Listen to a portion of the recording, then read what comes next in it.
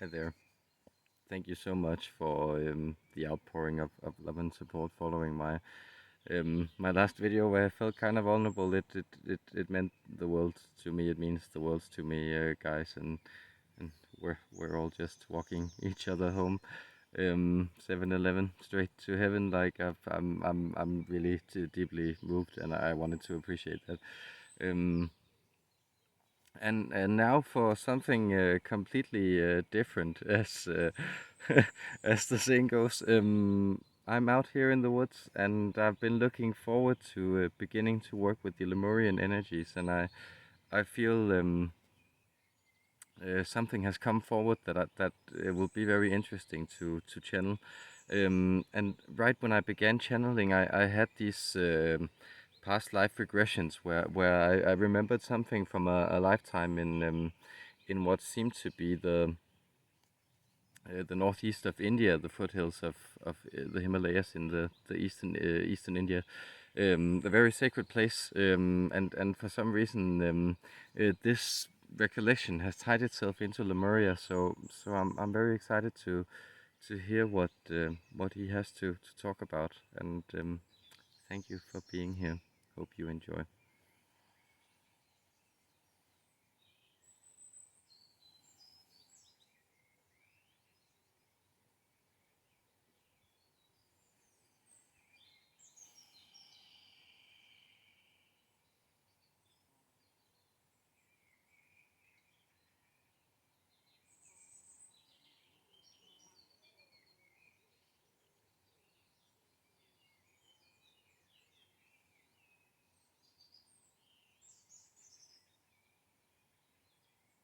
These environments of your planet, they haven't changed much since I last walked the Earth. Well, to some degree, I still walk the Earth in this figure and in many other figures I experience lifetimes still on this surface. But the energies, they are very strange to me. I go by the name of Yama, though I had many names in my lifetimes passing before this moment, before this trajectory. I was many things and many personalities, peoples, and experiences make up my essence. So you may ask yourself why I dress myself in the name of the god of death, but my journeys have been many, my travails have been long, and I traveled through much light until I became a force for restriction and for the further development of this planet through amnesiac experience. This has to do with the days of Lemuria. See, in those lifetimes, we were not essentially fully human.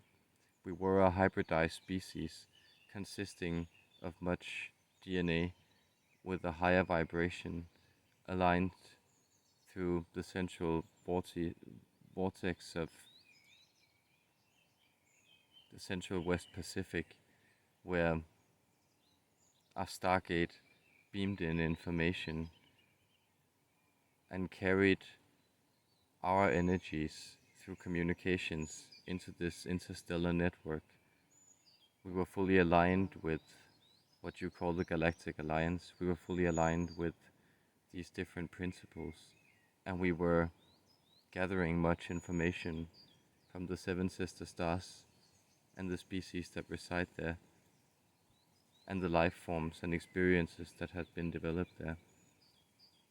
Therefore, you might also approach us as a very spiritual or highly evolved religious type of civilization. It has to do with the idea of alignment, alignment with the codes of being, and you intuitively sense, even though you have connected much darkness to the phenomenon of religion, you still intuitively sense that you had a way into this modality, this way of being, this way of reacting that was helpful to you. There is a mystery here that's about to be uncovered, that was uncovered once in your precursors, these different species such as ours who existed on the planet before these technologies will again be developed. And so you are learning much about configuring ley lines of spiritual energy into the physical spaces. You are exploring how to build healthy organic abodes. You are exploring how to construct patterns, geometries that conduce energies and build harmony in mind, body, and spirit. These are all technologies that you are very knowledgeable in and are becoming quite practically oriented within too. See, the Lemurian codes, they are coming through strong at this time because the vibration of humankind is heightening. And so when you come to a type of breaking down of your personality structures as they have hitherto restricted you, you begin to come into an understanding of your more universal or akashic being. That is a type of being that sees itself in different lifetimes and experiences, all focalized into one point but expressed through many points, consisting of a wave that moves through time with different points made up of different incarnations, all a part of the same wave, breaking in on the beaches of infinite space. That is the type of being that you are becoming, and that is the type of being you recall you were. And so when I come through to you as this being called Yama, and when I connect to that area of northeastern India, those foothills of the Himalayas, it was because I sought out that area to walk and wander once our civilization had fallen.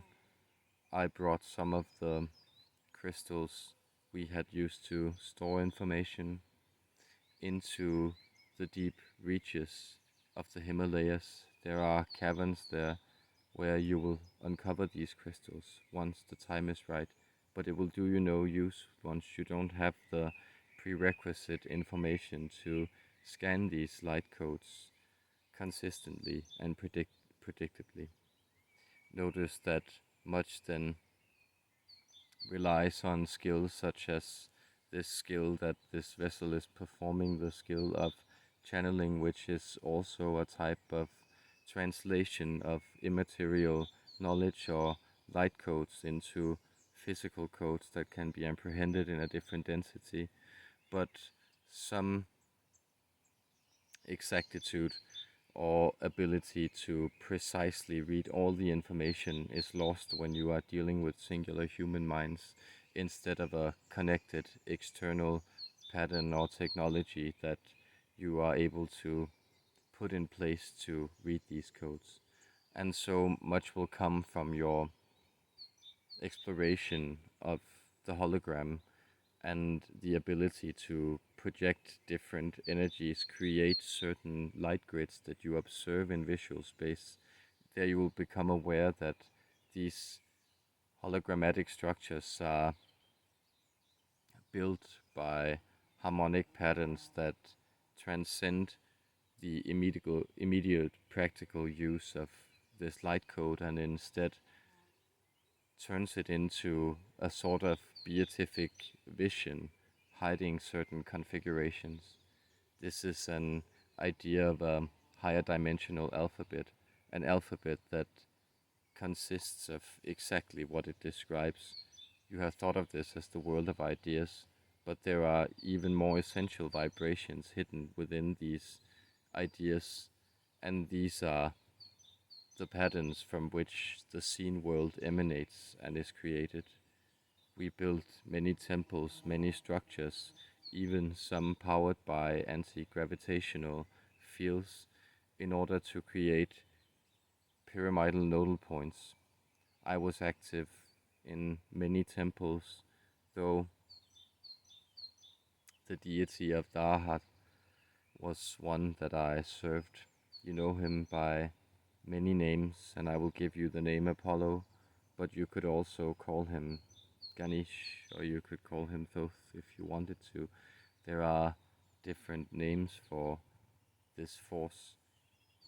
He is one that creates these codes and works with them in order to illuminate and light you. And I would like to give you this introduction and bring you this information and promise you that I will return with a different chapter on why and how our civilization ended. And may you then experience peace in this moment.